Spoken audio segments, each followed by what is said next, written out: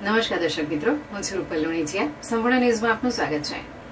બનાસકાંઠા જિલ્લા પોલીસ દ્વારા માદક પદાર્થોના ગેરકાયદે વેપાર અને હેરફેર સામે ચલાવવામાં આવેલા સઘન અભ્યાસમાં નોંધપાત્ર સફળતા મળી છે.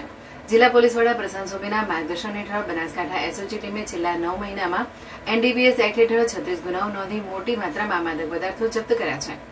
પોલીસ દ્વારા કરવામાં આવેલી કાર્યવાહી દરમિયાન કુલ 648.169 કિલોગ્રામ માદક પદાર્થો સહિત રૂપિયા 2.69 કરોડથી વધુની કિંમતનો મુદ્દામાલ કબજે કરવામાં આવ્યો છે. આ અભિયાન હેઠળ વિવિધ પ્રકારના નશીલા પદાર્થો સાથે સંકળાયેલા કેસોમાં સંડોવાયેલા 48 આરોપીઓ સામે કાયદેસરની કાર્યવાહી હાથ ધરવામાં આવી છે.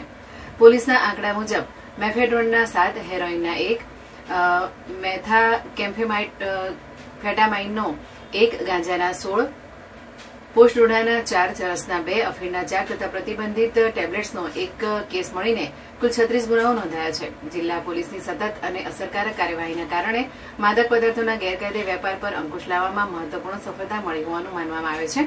સાથે જ યુવાનોને નશાના દૂષણથી બચાવવા માટે પણ આ અભિયાન અસરકારક સાબિત થઈ રહ્યું છે. જિલ્લા પોલીસ દ્વારા આગામી સમયમાં પણ માદક પદાર્થોના વેપાર સામે કડક કાર્યવાહી ચાલુ રાખવામાં આવશે તેવું જણાવવામાં આવ્યું છે.